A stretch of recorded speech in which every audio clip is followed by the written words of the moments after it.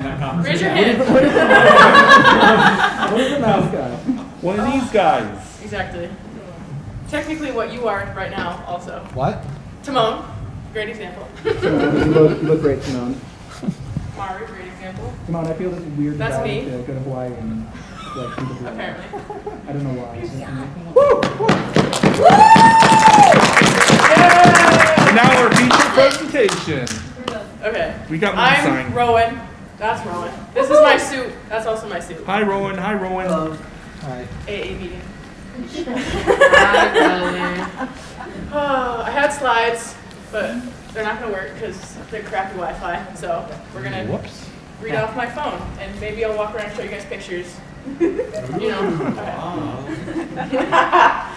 All right. Are the slides available to download after the panel? Yeah, I can send them out. Awesome. I would also like to see them in Yeah, I'll detail post as well. them. See what I can do about it. Probably Twitter or Twitter, wherever. Yeah. I'll leave my socials for anybody who wants to. Let's see. I'm Rowan. Hi, Rowan. I'm a semi-professional baseball mascot. Me too. With the Westfield Starfires, which is a Western Mass collegiate team in the Futures League of New England. I also have done Springfield Thunderbirds a couple times, which is AHL, which This is guy. below the NHL. Exactly, there he is. Boomer's right there. Oh, heck yeah. Round for Boomer. We love Boomer. I have also done Puppy from the Hartford Whalers, which is not a team anymore, but they still, you know. I thought they were back. I think the Carolina Hurricanes took Hartford, so. Which Yeah, for us down here, we want Hartford back. The but they Whalers took it, moved so. to Carolina in 1997 Yeah. and became the Carolina Hurricanes. Yes, so But they there was still a time. wear There their was a jerseys time and stuff. where the Hartford Wolfpack rebranded Yeah. to Connecticut Whale. Yep, For a exactly. time when it was under Howard Baldwin Jr.'s Yeah. management, and eventually he wound up getting fired. And Exactly. yeah, they brought the name back, brought the Hartford Wolfpack name back.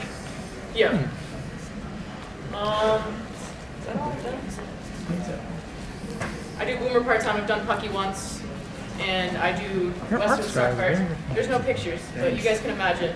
I'll show you Oh, after. is Boomer of the Cannons? Well, not really know you, but I know your art No, style. Thunderbirds. Oh, okay. Springfield Thunderbirds. It's an AHL affiliate of the St. Louis Blues. Like a card. Yeah, just picture the slideshow. As I'm talking, just imagine something there. Oh, sure. Except I'm going to pull up my slideshow. I'm going to read it. Thank you. Marching band is practicing. Alright. So, I worked on my slideshow this morning and last night a little bit. So there's 11 slides, but obviously it's not working. So I'll try to read some of it, but it's kind of hard to read it because it's not up there. But basically, when you start to mascot, for those of you who have done it before, yes, it can seem very hard to start, intimidating, right? Right? Everybody agrees with that one? It is, for sure. But connections, all right? That's why this panel, your panel later, Yes. great place to make connections to people who know other people who then know other people who then know more other people. Great place to start because most of the time, if you're on teamwork, the job site teamwork, I think it's called, and Glassdoor and Indeed and all this stuff, you need previous experience. But if you don't have previous experience, then you can't get it. But if you can't get it, then you can't get experience. And it's an endless loop. So you kind of just got to throw yourself in there, right? Which, again, helps to know people. But it also doesn't hurt to apply to those jobs because you never know what's going to happen. And even most people don't like to. I know some people like to keep furry quiet in their personal lives. I do.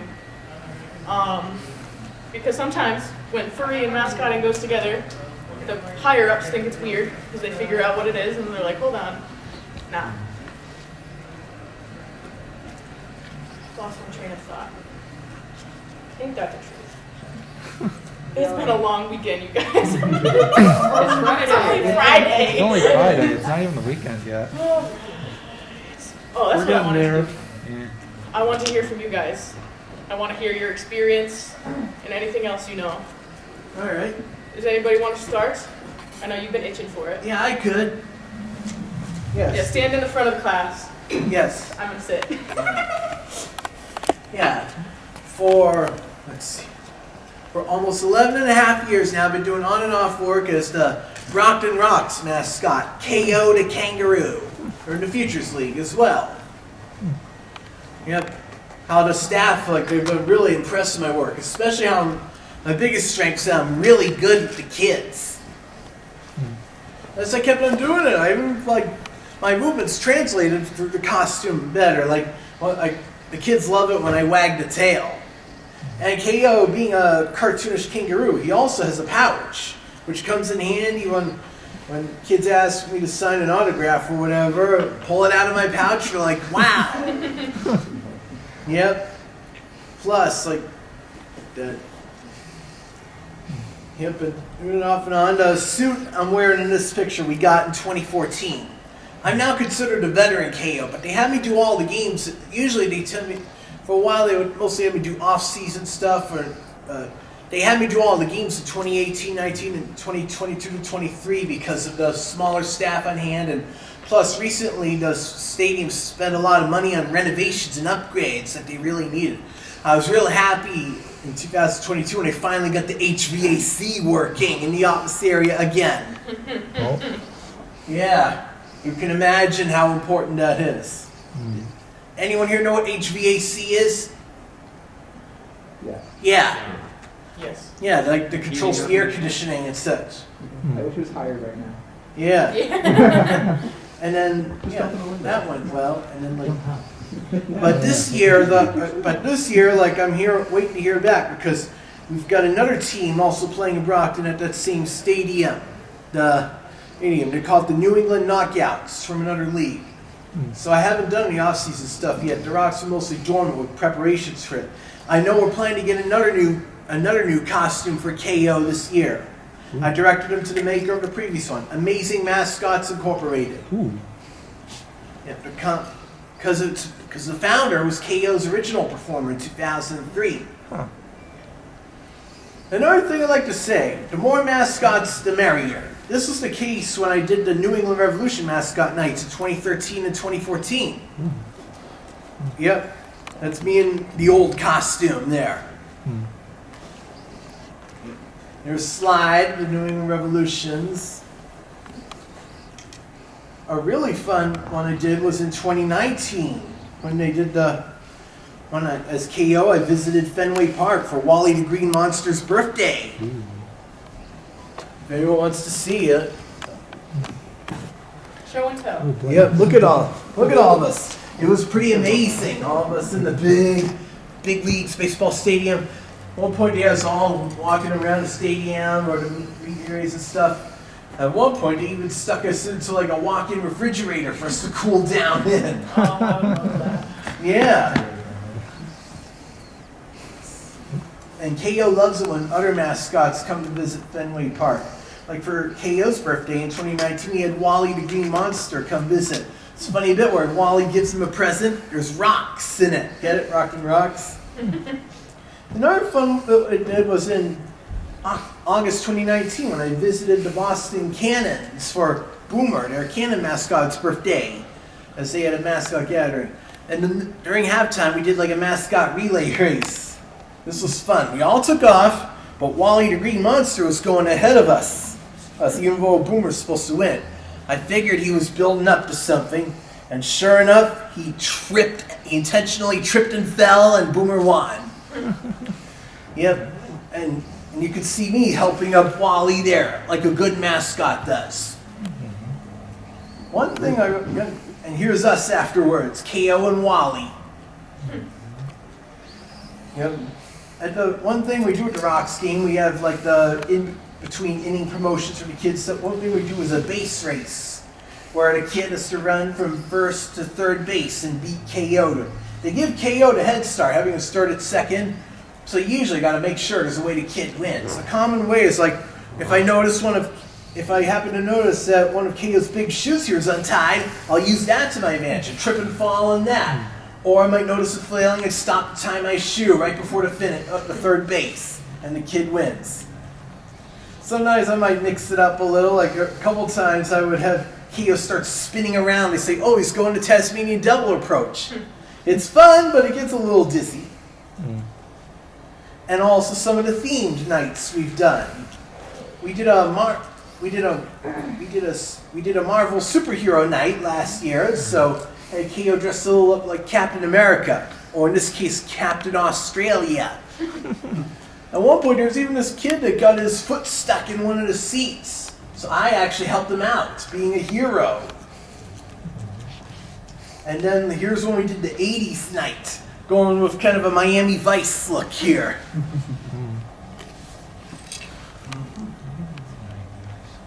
And then here's when we did a Christmas in July game. With the Santa hat, I usually have Keo wearing them in the holiday parade. And Brockton's annual holiday parade. Another instance of more mascots to merrier, here's me with Chester Cheetah. Yeah, Kate, like I say, it's good to, it helps to be very welcoming of other mascots. Here's me with Andy Armadillo when we did a Summerfest last year downtown Brockton.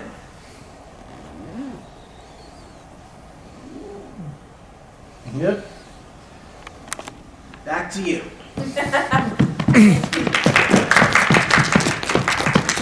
That was fantastic. And it's also very funny that you did Brockton Rocks when I do Westfield Starfires. That's what I'm saying. Connections, y'all. Yep. Connections. Straight up. Who wants to go next, Jack? Yeah. Okay. Maybe if I can. If you can get up. Yeah, escape. Not that Jack has the floor.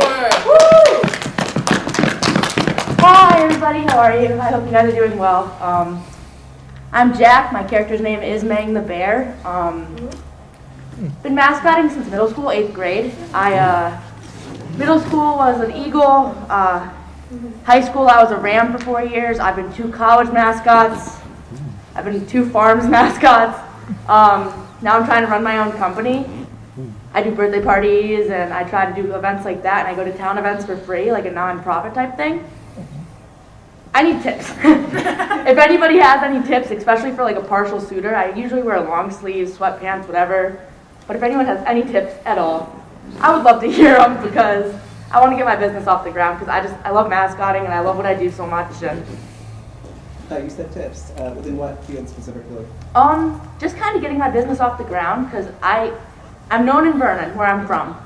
I get mascotting gigs in Vernon all the time, but I'm trying to expand to like my college town, Henniker, and like just places that like I don't know where to advertise because I have my Facebook, I have my Instagrams, I just LinkedIn. LinkedIn's a good one? LinkedIn is very good, yes.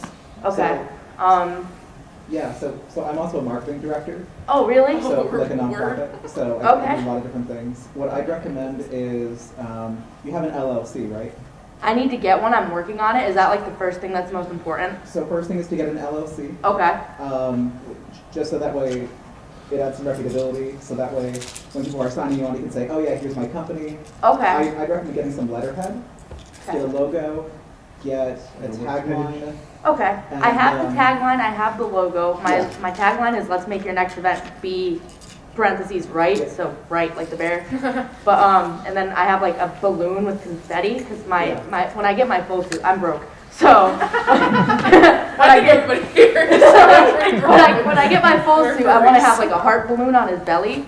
Yeah. And to kind of be like parties, balloons, yay. But like, yeah, it's just been, I'm broke, so I can't afford it right now. But So I think back to what our host is talking about here, it's all about networking. It's all about Networking. in one of the strongest marketing tactics is word of mouth. okay, Because what you're gotcha. doing is you're adding reputability. Because if you were to recommend a laptop to me, I'd say, oh, I know this person. They like the laptop, and I'm going to buy the same one that they have. Right. It's the same, kind of across the board. So Okay. I'd make some good connections. I'd network, Sweet. and I would use word of mouth, and I would be assertive and say, hey, with your network connections, hey, do you know of any places where I can plug into? Okay. So another weird question. I don't know if you'd be able to answer. Do you think like a furry convention like this one would be a good place to brand myself? I don't know, because like they said, I'm trying to keep my furry life separate from my you know, mascot life, but it's hard when you use the same costume for both. So, Yeah, I think it's kind of 50-50 on that because, like, on the one hand, you know, 'cause I'm in the similar boat, like, I keep separate. I don't own the suit that I mascot with. Because, like, you definitely, it's good for networking for, like, when you meet other furries Okay. who are, but at the same time, if, you know, if you're concerned, I think it's much less of a concern now than it was 20 years ago. But, you know, if you're concerned that, you know, people might Google you and then they see when they're looking into your brand, when then they see, oh, you know, such as at A&E or is doing right. this, that might be stigmatized. I think that's a low risk because my experience with, like, most of my experience from the sports industry, my experience is that people don't look that deeply. Like, if you have a brand, Yeah. like, it's fine. It's about attracting fans, I've noticed that but too. it's a risk. So. Yeah, I've noticed that too. Go ahead. Where's your primary audience? Like, are So- you going to get birthday parties from the furry community? So, Because like, if you're marketing here, that's who you're marketing to. true. Whereas Okay. if you want people in the local community, they're your main audience, so you need to be marketing to them. Okay, gotcha. Right now, I've done a lot of the nonprofit stuff just to kind of get my name out there, and I've taken my own money and I've printed my business cards and like everything else, but like, I've only gotten 2 paid gigs, and I would really like to get paid for what I do, especially because I only charge $50 an hour. Like, that's really good for mascots, in my opinion. I think that's really cheap. But So yeah, what is setting you apart from everyone else? mainly prices, because like I look at mascot gigs, like there's Party Pals Connecticut, and they charge like $200 an hour. So what do they do differently to you? They have full costumes, and I do more of like a dance party with like my mascot gigs, and I make sure like all my events are smaller than theirs. Usually they have like 50 kids at these parties. I only have a group of 10 usually. So that's kind of like, So what you can do when you're marketing is the next gig you do, film it. Yes. Yeah. Make it clear what you offer. okay, Make it clear that the kids are happy, that you're doing more than just standing there waving like some mascot companies do, right, and that you're hosting an entire event. okay, And then you can use that on your socials, on your Instagram, on your Facebook. sweet, And people are far more likely to book you when they see what you've done. okay, So it may be worth on your next event getting a friend to come along or Definitely. someone in the furry community Yeah. who's good with a camera yeah. to come and film it. If and when you can afford it, you could always be doing events with handlers anyway. Yeah, my sister's been my handler, and she's like, Great. if I can have $20, I'm like, sure, no problem. Like, I mean, like, so, I won't let my team members ever do any sort of event. Now, granted, I'm doing it at a university level where it's a Yep. lot more people. You do not go anywhere without a handler because, Yeah. Huge safety. yeah, it's a safety risk. Especially if you're going into people's homes. Right. yeah, exactly. Like, I just did an event at a shelter for like a Christmas party, and I had my sister there the whole time, but there's stairs and elevators, and there's a million things Yep. going on, and like, I definitely need a handler. My old costume had way better vision than this one does, but at the same time, it's like, I feel like I can see, but I'd much rather have a handler anyways. What would you guys charge for like a handler to do that? Because like, my sister's not going to be around, she is going to be around forever, but she's probably not going to want to go to every gig I do, you know what I mean? Like, I think handlers usually get paid, what is it, 80% what the in-person does? What I've seen usually, it's usually like 80%. Our pay scales are funky. Yeah. I'm not a good. okay, Yes, I mean, I've been to places where the handler gets paid as much as the performer. okay, But I've also been to places where it's about 80% of what the performer's doing. Right, because of- so- It's called a You- hazard pay. You might also explore in trying to get more benefits of, have one of your stipulations. I mean, one of your stipulations when you do an event should always be private room to change. Yeah. Yeah. But Yeah. especially if you're trying to be price competitive on the dollar amount, That's you can what do stinks. other small things like, hey, I require a bottle of water and a bag of chips. Even something small like that, you can Okay. get a little more value out of the experience for you. And usually people are like, oh, of course, that's Okay. no problem. Which is funny because that actually adds to your reputability because the more it's kind of a fine balance of saying if you express that you have I would say Standards. high standards, but if you have standards and you're like, hi, I require room to change, they're like, oh, that adds to the legitimacy of the It shows product. experience. okay. It shows experience. It shows that you know what you're worth. It shows, that you have a clear idea of what it is that you're providing. Okay, awesome, awesome. Thank you guys, like from the bottom of my heart, I really appreciate it. Certainly. I'll be here. If you're good, you're I'm, good. I'm so great. Thank you guys again. Does anybody else want to go?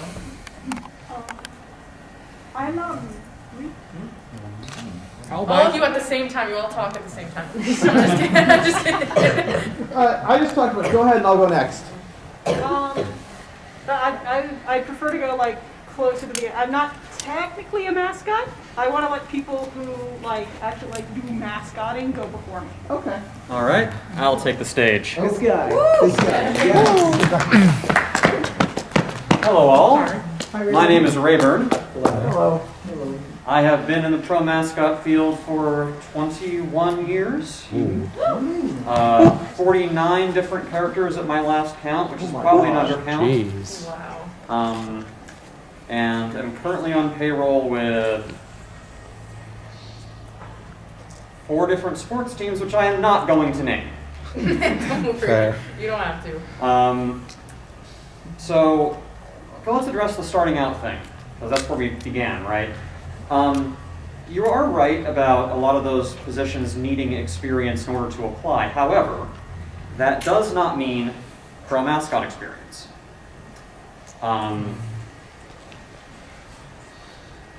What separates the pros from not pros is really the professional part, right? What the organization cares about 95% of the time is not performance talent.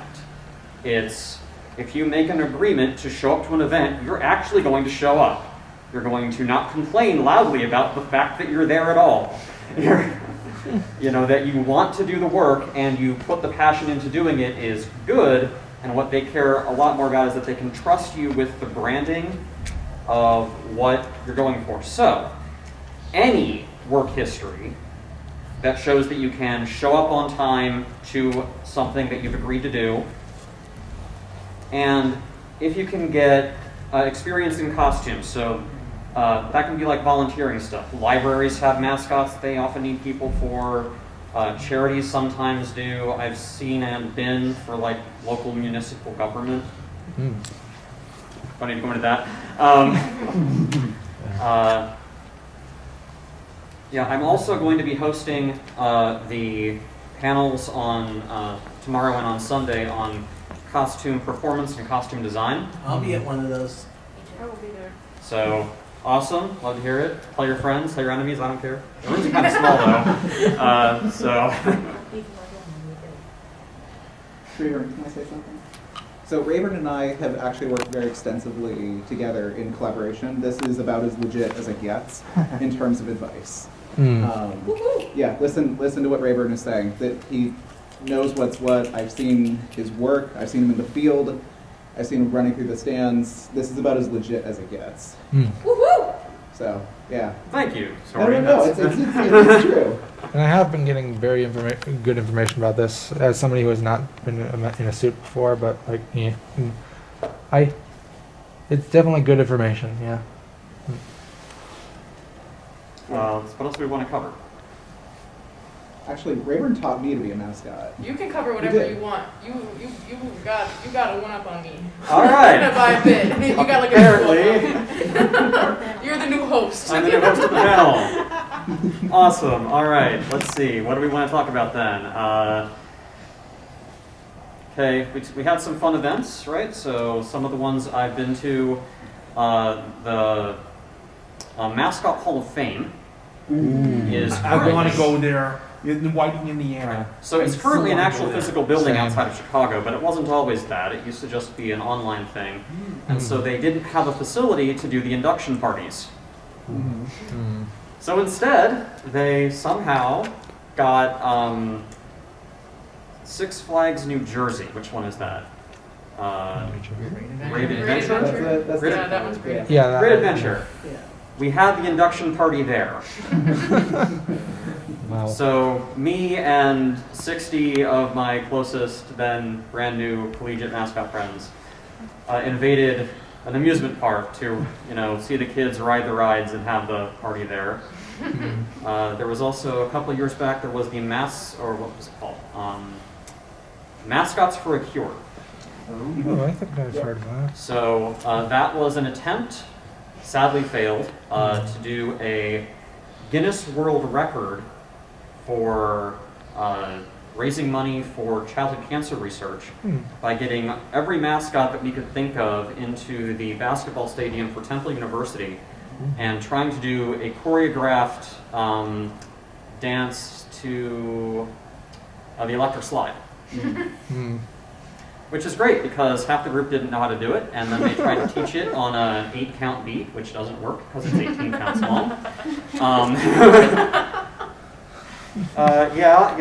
That's also, I get that, ADHD is a vibe in this group, but one of the things they have to do in that is they stand you all in line and they have a officiant come and count everybody who's there. So they get us all in these big long lines, like, okay, your job is to stay put, because if the line moves, they have to restart the count. 5 times! Sheesh. 5 times until we actually got everyone to stand in line long enough to get the count done. By the time we were finished counting, half some of the more rookie actors who were there were already getting heat exhaustion. Good boy, yeah. They're inside a closed basketball stadium and they didn't turn on the AC. Oh boy, first mistake. Yeah, like I mentioned with the HVAC being broken until they did the renovations a couple years ago. Exactly. Just a second. Oh, and also I forgot to mention, in addition to that, how this past season, how they finally redid the elevator I would typically use. Anyone who goes to these cons will know what I'm talking about, the elevators. I see a comment back there? Yeah, I have a quick question for you. Sure. So as a mascot and an aspiring fursuit dancer, wish me luck on the comps tomorrow, guys. But as a person who wants to dance in my costumes and dance in my characters that I do perform with, do you have any tips for breathing, vision, because I'm a mess. So. All right. So my first bit of advice is going to be come to my panel on Sunday. Okay. Aren't you doing one tomorrow as well? Yes.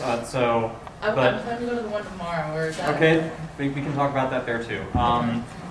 So first of all, when you say dancing in costume, you're talking kind of like choreography dancing, or even freestyle dancing. Because my dance comp, is choreographed, and I'm trying to learn how to breathe better in that costume and that aspect. But when I do my gigs, they're playing music all the time. Sometimes I don't know what's gonna come up.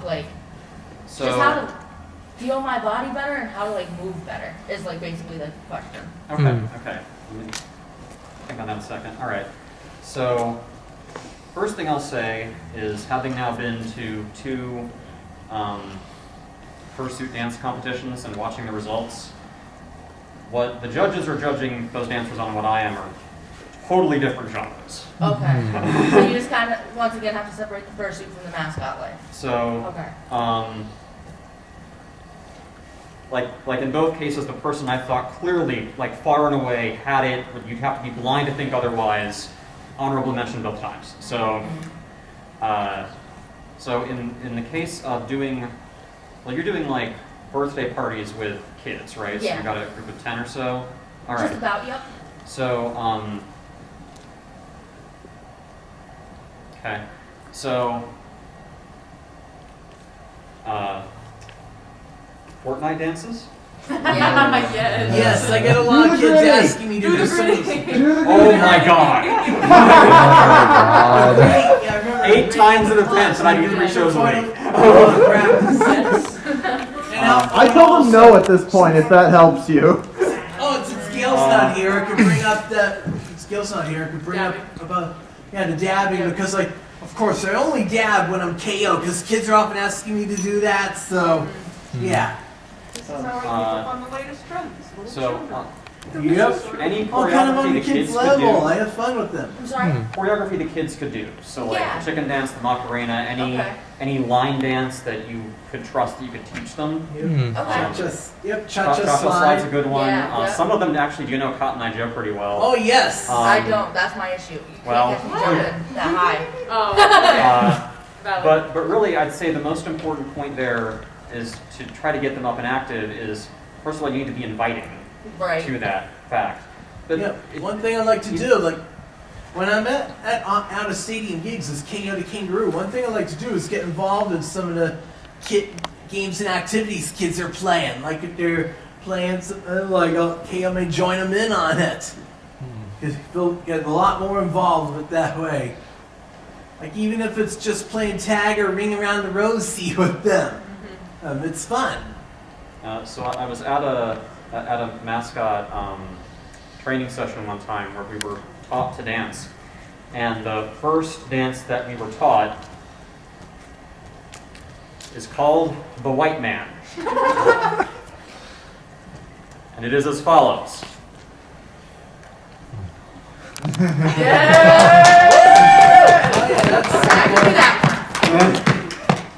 And I mean, I add more arm to that personally, but you know, if you're in very close quarters, that could be enough.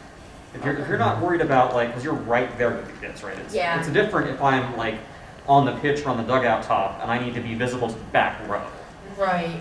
And I'm pretty. Yep. I can even moonwalk pretty well too. Like it's like last year the Rocks did the 80s night. They started playing Michael Jackson's "Beat It" as KO in his 80s outfit. It was like doing the moonwalk across the concourse. It was fun. Rayburn, can I speak to something that you taught me for dancing? Oh, okay. So Rayburn helped me become a mascot. Like literally was their first year mascot training. That's awesome. Nice. So Rayburn, something that you taught me was if you're going to do advanced choreography, start with one piece of the costume, and then another piece of the costume, and then another piece, and slowly literally build the character as you're learning the moves. Okay, awesome. Good to know. You sure I said that? There was someone else. Someone talked about like just starting with the feet and then the paws and then the head. And then I mean, the I body. agree with that. But Yeah. I forget who said it. But that's the way Disney do their I've heard of a shows. Raymond. Disney does that another too, Raymond yeah. in the mascot industry. you got a compliment. Yeah, I was just gonna add, it's like, and, you know, again, most of my experience is sports side, so it's a little bit different to the activity. But if you can never let the character be still, Yes. because even if you'll be on the sidelines of like a boring part of the game, or like where people are just watching, it's like sway your hips, move your tail a little bit, so that it feels alive. Because the moment you And stop, the second one, I performed it's some weird guy in Amazing a mannequin instead of a character. Because Yeah. the owner of that company was KO's Right, first yeah. performance. So of course I reached our current manager to Amazing Mascots Inc. for making a new KO suit for this year. I even remember, after the first few gigs I performed in the costume when it was new in 2014, I would send a testimonial email to the owner, Kelly Frank. Yeah. One thing I liked with it was the adjustable size knob. Rayburn, I think our friend might benefit from your perspective, which again helps me quite a bit with how to approach kids and letting them approach you first. Yeah. So we want to talk about interactions with the youngins. All right. Yeah. Okay. So, kids are small, and they have not yet figured out that as you approach something, it gets bigger. That's why I often kneel down when I get coming up to kids that are coming to me. And I've seen this happen dozens of times. I see it dozens of times a day. Like, you'll be awesome from way over there. And they will make a beeline to you, and they will stop dead. And I can draw the circle on this floor of where that would happen. I've seen that. That's why I would start to kneel down and move more gently, and most of the time I'm successful. Most? Yes. All.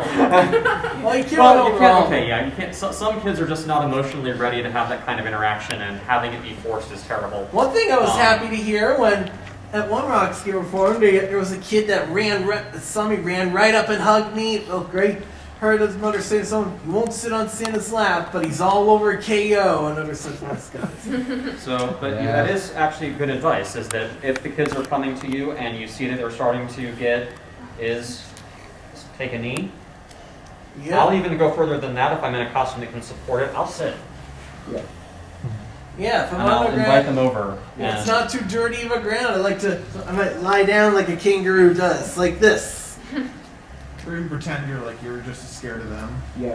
That was fun. Or I've had that backfire too many times. Oh. I have tried it. Or if kids are scared, have KO act like his feelings are hurt. They usually don't mind it. Although of course it comes to kids, I often have to watch out for the roughhousers and tail pullers. I get that quite a bit as KO. They love to pull my tail. Usually what they do is I grab it like it hurts and then I wag a disapproving finger at them.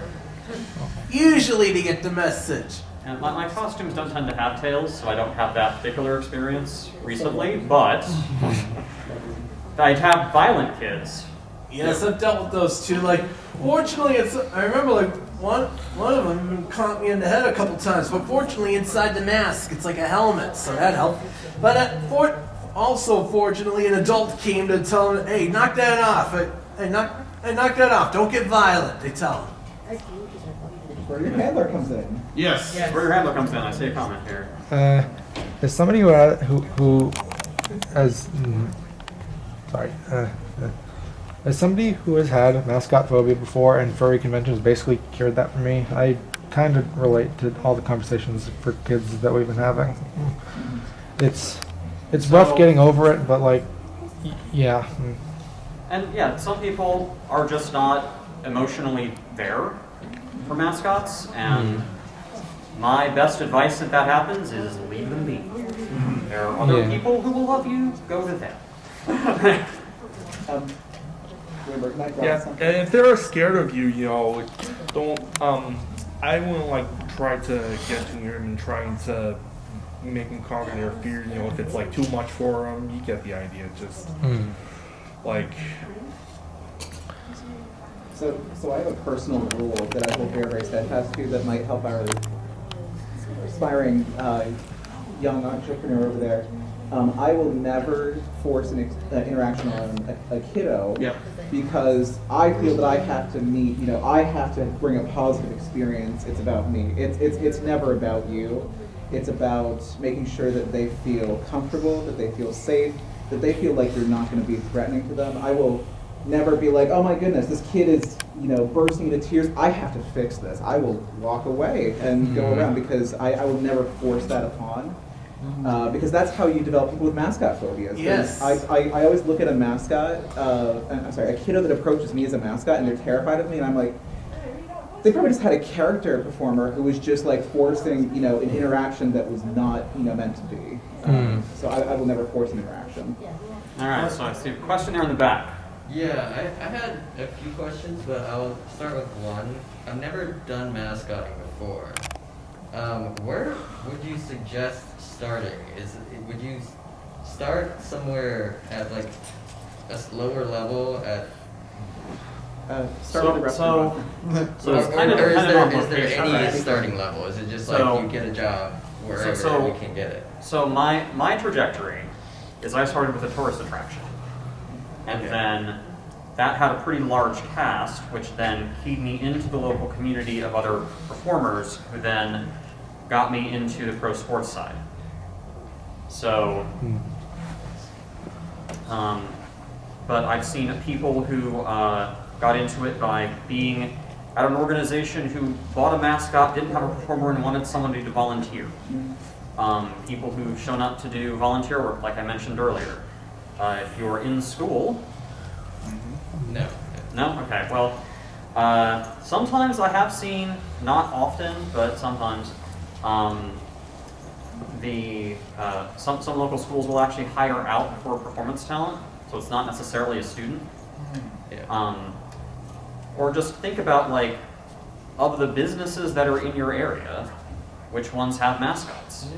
Which ones have you seen? Yeah, I know the school district in Brockton, high school, like they have a mascot. I didn't perform as it, but I remember one day during my senior year, as part of the MCAS pep rally, some kids started beating on our boxer dog mascot Rocky. That was when I stepped in and broke it up and helped the mascot back up, being a good example of a senior. And then I know that the middle schools now also have costume mascots in Brockton, and even the elementary school went for kindergarten because they became a K-8 school in 2006, and now they've got a middle school sports team, the Bulldogs. Here's a place to start. 2 words: Easter bunny. Yep. Yeah. I was just wondering from like a skill talent points. Oh. If, you know, like, should you start at something like an Easter Bunny, like, to start out, or would it? Does it really matter? Have you done fursuiting before? No, but I have done acting before. Okay, so Go to a mascot camp. yeah, actually there are several training camps that happen around the country. Yeah. Okay. Also, any appearance you do, you will learn something Before from. when I The more started out people as you see. KO, I never really had such I have training an or experience unusual before, suggestion. but they were desperate for an understudy since I was doing miscellaneous jobs then, so I figured I'll be the understudy because I know so much about KO. So they gave me a shot in 2012, and the rest is history. They were all in. The manager was there that night. He was very impressed with the job I did. Okay, so we're at 5 minutes to time. Yeah, I was just about to say So, that. We got 5 minutes. got a couple of comments here. Let's go. Questions, comments, rapid fire, go quick. Yeah, how I got my foot in the door into mascotting. Any of you know about this local women's football team called the Boston Renegades? Well, I perform as Cyan as their unofficial mascot. You know, I asked a couple years ago, you know, if I could perform as their unofficial mascot. I sent them photos of what my character looked like and how he would be depicted and such. And they went along with it, and so I've been performing as Cyan as at Renegades games as their unofficial mascot ever since. This is until they come up with an official mascot, you know, specifically for the team. I mean, Cyan's my character, but Thank you guys. he's not owned by Renegades. Renegades, you know, if they come up with an official mascot, you know, I could just retire Cyan from that. So, okay, I've got a better answer for you now, and that is think technical skills, dance instruction, improvisational theater, that kind of stuff would help you like pass the audition step. Did you say again? Dance instruction and improvisational theater. You can also simply just watch, you know, YouTube videos of mascots doing things, of course. There are many places to learn learn from observation. I have an Okay. unusual suggestion. Haunted house. Oh yeah. Yeah. yes. Yeah. Okay. If That's gig work too. So right, y'all. like, Yeah. you're not. We got it. We got it. So thanks for coming to Yes. our Our panel, yes, I appreciate it.